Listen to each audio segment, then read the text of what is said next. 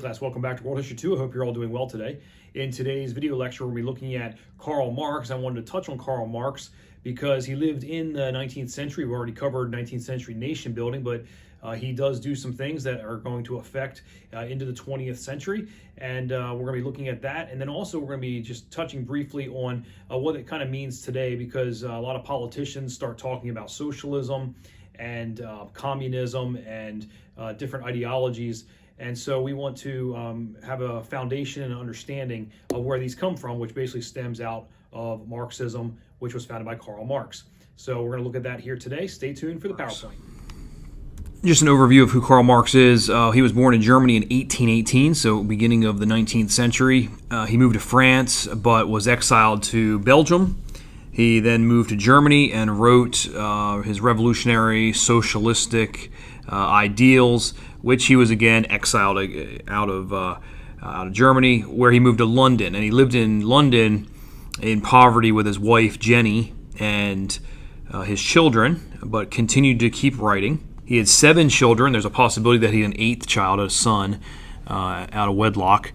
But there were definitely 7 children. Of those 7, 4 of them were daughters, and they were all named Jenny after their mother. The only distinction would be they had a different middle name. And then he died in 1883, and many of his ideas that are outlined in his writings would really even not come to fruition until the 20th century. But he was basically the founder of Marxism, which would then morph into like communism and then even socialism. So this is Karl Marx. Here's a picture of him in his old age, his wife there, younger age. Okay, so 2 of his works, his most famous ones, obviously, that we're going to talk about here is Das Kapital, which is basically means the capital, meaning capitalism, not the capital of a country or a capital of a state, but capital in regards to capitalism. This work describes the nature of capitalism, describes the worker, the plight of the worker, the working class, and then the future of both of them. And then probably the most well-known, you've probably heard of this one, the Communist Manifesto. This is probably his most well-known work. He wrote this with his friend Friedrich Engels. There's a picture of Engels there. That was Karl Marx's good friend. It's a shorter version of Das Kapital, but it actually includes some things. It includes specific solutions and instructions on how to overthrow economic systems and governments. That would be a great threat to capitalism. Marxism or communism is opposite of capitalism. So if you're in a capitalistic society, like the United States is a capitalistic society, the Communist Manifesto outlines how to overthrow capitalism. So that would be a threat to the capitalistic society. In Marxism, there's a goal. And we're going to look through this slide here and run down the goal. Basically, it's dictatorship of the proletariat. Okay? So instead of the dictator being a single person, it's a dictatorship of a class.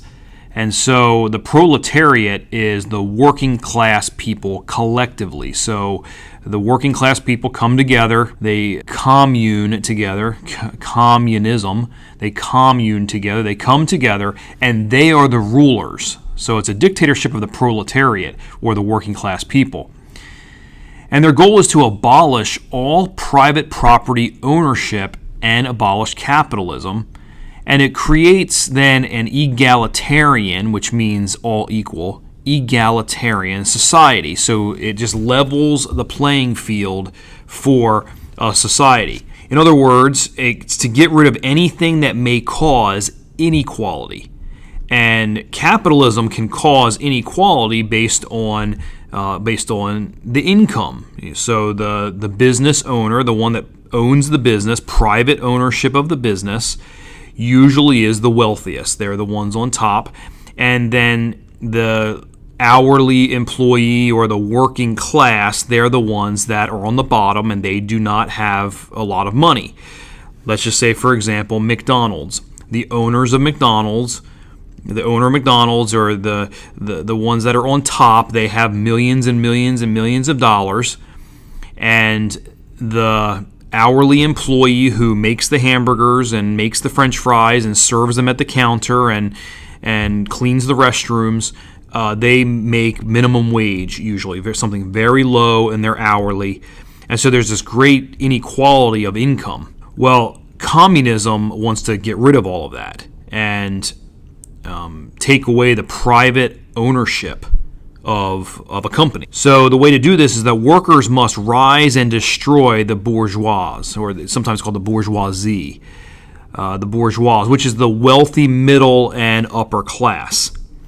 So if you destroy that, then it will bring this equality to everybody. His motto, which is quoted in the Communist Manifesto, is "Workers in the world unite," and that was also inscribed on Marx's tomb. So if the workers unite against this upper class, then we can have an equality. So some definitions or positions, depends on what we're looking at here on the slide, but definitions or positions of Marxism. So the state. The state is a tool of capitalists to control the working class through laws and courts. And in Marxism, the state is designed to abuse the worker. So through the laws and through the court system, the capitalists are protected, and the low-class worker is abused. The position of religion. In Marxism, he actually called it the opiate of the masses. So if you want to kind of control or drug the masses, the opiate of the masses, do it with religion. That's what Marx believed. And so he wanted to throw off the shackles of any kind of control over the masses. So he wanted to get rid of religion. He believed that religion takes the people's minds off the here and the now realities of the worker. So if the low-class worker is being abused and they live in this poverty and this lowly plight that they have, if they can come together at church, it can take their mind off of their reality that they live in and think maybe it's not so bad. Well, Marx did not like that. Marx wanted to get rid of religion because he thought that religion would hinder the improvement of society, because the people would take their minds off the here and now, thinking of a greater good or a greater goal that religion would have to offer, and that would hinder the improvement of society. And so by the core of Marxism and communism, it comes down to an atheism. When, let's say, a Christian begins to think of communist ideals or even socialist ideals that society should provide things for the masses, when it comes down to it, if you look at the thread of thought, it always goes back to an atheistic model. So in my mind, in Zach's mind, you cannot marry these things together. Communism and Christianity cannot come together just based on communism is staunchly atheistic. Okay, so continuing on, the definition or position on human nature. That human nature can and must be molded, and that self-development is the key. And the greatest force is work capacity. This is the position of Marxism on human nature, that it can be developed, and the greatest force being work capacity of the worker. Now, here's some powerful terms, especially in today's day and age. Socialism is common or public ownership of means of production which limits outputs, controls prices, and controls accumulating wealth. And so in socialism, there's not one person in charge. Let's say, for example, Donald Trump in charge of his businesses, where he gets all the money and he provides all of these services or business opportunities from his different ventures. It would be a common or a public ownership of this production. And when this happens, it will actually limit the output, which would then control prices. And if you control the prices, you can control the accumulating wealth. And so what socialism wants to do is kind of get to this point where everyone is equal in what they have and what they get paid. Opposite of that is capitalism. And right now, currently, we live in the United States in a capitalistic society. A person can go start a business, they can grow their business, and they can pay employees, and they can provide a service or a product and get income from that, profit from that, and the business can grow. The owner of the company, the owner of the business, usually is the one that has the most money because they own the business. And the people that are under that person will be the ones that have lower income. The lower position employee, let's say the janitor of the company, is not going to make as much money as the owner of the company. That is capitalism. So you see on the screen there, capitalism is private ownership of means of production which creates goods or services for profit or income. Businesses can accumulate capital. That means the money that they gain, they can use to grow the business, which creates competitive markets, have voluntary exchange, and set wage labor. So what that means is that if business A wants to sell a product on the one corner, and business B wants to sell the same product on another corner, they can have a competitive market which actually drives down prices. The two companies competing with one another will cause the price, let's say, of gasoline. That's a good example. You have gas stations on two corners. If one gas station wants to sell their gallon of gas for $2 a gallon, and the other gas station wants to sell their gas for $1.95 a gallon, well, most customers will go to the one that sells it for $1.95. Well, that means that the first gas station at $2 a gallon is losing business. So they decide, I'm going to drop my price to $1.93 a gallon. And they say that they can survive on that. So that means most customers will now go to that one. And so there's this competitive market that goes on. Of course, it's going to get to a point where both of them are going to need to come to a price that they cannot go any lower, because then they're going to lose money. So that's how a competitive market works. There's voluntary exchange of service or good for money. And then there's a set wage labor, which means you are going to want people to work for you in your business. And you're going to say, I will pay you this amount. And if you decide that that's a company that you will work for that amount, you'll go get hired there and you will get paid that amount. So there's a wage labor. And then even further in capitalism is the idea of a free market. The free market is a free price system where supply and demand are allowed to reach a point of equilibrium without government intervention. So the role of the government is basically to protect the property owner rights. The role of government is to protect the rights of the owner in regards to a free market. So it reaches a point of equilibrium. So you'll have, like I said, if you have two gas stations on the corners, the price of a good will reach equilibrium. So let's say you go into the convenience store of that gas station and they have soda, Coca-Cola, selling for $2 for a 2 liter of Coca-Cola. Well, if the other side, the other gas station, their convenience store has Coca-Cola for $5 for a 2 liter bottle, they're not going to sell any of that because it's too expensive. And so it gets to a point where they lower their prices enough to create some kind of equilibrium. So if you go into gas station A, Coca-Cola is $2. You go into gas station B, Coca-Cola is $2. They reach this equilibrium. Okay, so that's just an example of a free market. Okay, so today, we got to look about it today because this is definitely having an impact on our country today.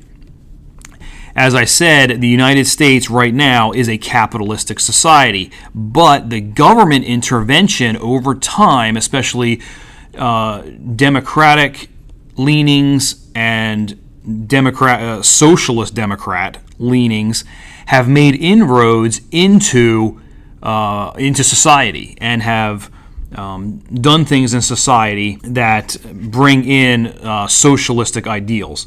So many around the world believe a form of Marxism or socialism or communism, at minimum socialism, is the way societies should operate. So if you go to many Central American countries and South American countries, and you go to some countries in Europe, it's a socialist society. That's how they operate. In 1999, BBC, British Broadcasting, they did a poll, and they declared in the poll that Karl Marx was one of the top thinkers of the millennium. 1999, so the millennium, that Karl Marx. Now, as I said, there's great interest in socialism in the United States, and I have some examples here on the screen of how socialism has gotten into our society.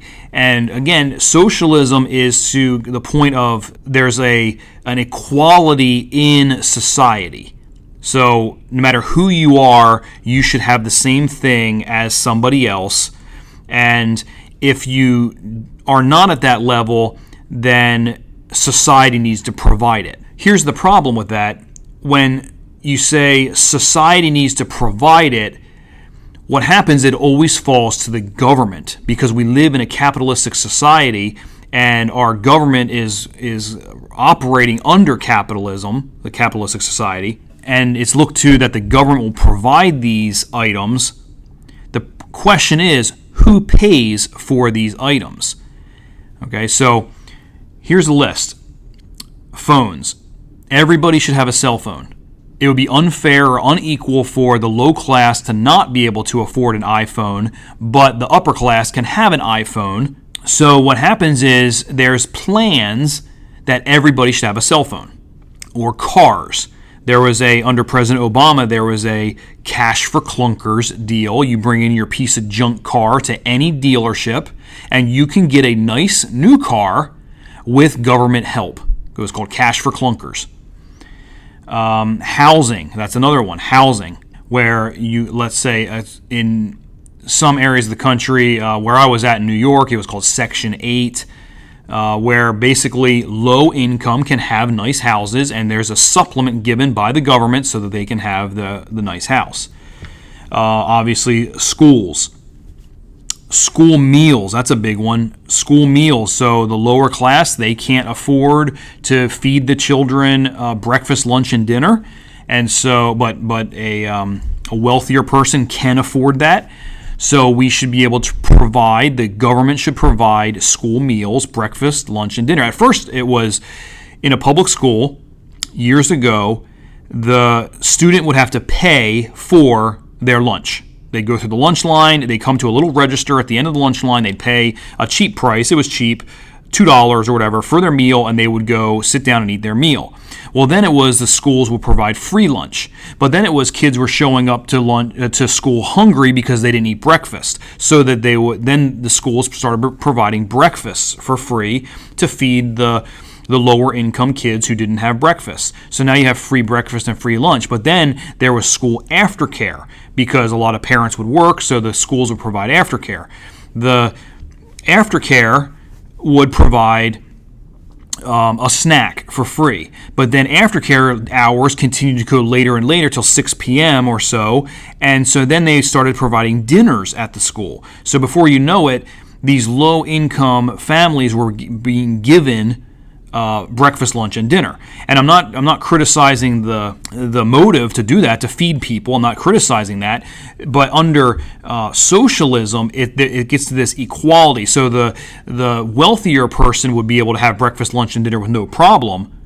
So someone else needs to pay for the breakfast, lunch, and dinner for the lower class. To bring it's about equality, bringing this equality. Colleges. Everybody should go to college, and so that's where you get laws such as affirmative action. It doesn't matter how wealthy you are or whatever. There a certain number of lower class, lower income people must be accepted to colleges. College loans, and that's a big one right now. Forgiveness of college loans. So someone takes out a loan, they go to college, and then they spend all these years paying back the loan. Well, why don't we just get rid of the loan? Because that'll bring equality. Healthcare, that's another big one. Socialized medicine is big in Europe and the United States. Some people want to go to socialized medicine. Obamacare is a type of socialized medicine where it takes the private ownership of basically insurance, health insurance. It takes the private ownership out of that and makes it a socialist health insurance system where everybody gets health insurance, the same amount of health insurance, the same type of health insurance. That way we can have equal health care. As I said, income. That's where the socialism aspect of income is. The next one is minimum wage, where they want socialists want to raise minimum wage to really extraordinary amounts for the job being done. So, and that's happened in some states where you have. In New York City, it's happened. It's a law that minimum wage is like $15 an hour for a very low-level job. So you'll have fast food employees making $15 an hour for making fast food, and it's to close this this wage gap, to bring that inequality, to make it more equal. And so you can see it in our society today, and what happens is if it continues, it will break down capitalism. It will destroy capitalism, because if you raise the $15 minimum wage, well, who's going to pay for that? Well, it's taking it out of the profit of the company, so the owner of the company is going to lose money. And so what happens is it's either going to destroy the business. The business is not going to make enough money, so it's going to close, or they're not going to hire people. They're not going to hire enough people. And so what happens now, you start seeing it. You'll see it. You go into a McDonald's or you go into a Burger King, and there's a computer screen that you can go and order your own food and then go up and get your food. And what it is, that computer screen is replacing an employee. The corporation is saying we can save money by not hiring a person and pay them $15 an hour. Instead, we can put in a computer system, and that'll take the place of the employee. So instead of paying the employee $30,000 a year, this computer system, we just invest in a one-time price of the computer system, and we don't have to pay them at all. So you can start seeing that capitalism is threatened by socialism. It boils down to, the bottom of the slide, it boils down to the state is responsible for the social and economic welfare of its citizens. Okay, so that's going to be it for the PowerPoint for Marxism. I'll see you in a second. Okay, class, that's it for today. That's our look at Marxism. Next time we'll be looking at the First World War, Part 1. Have a great day.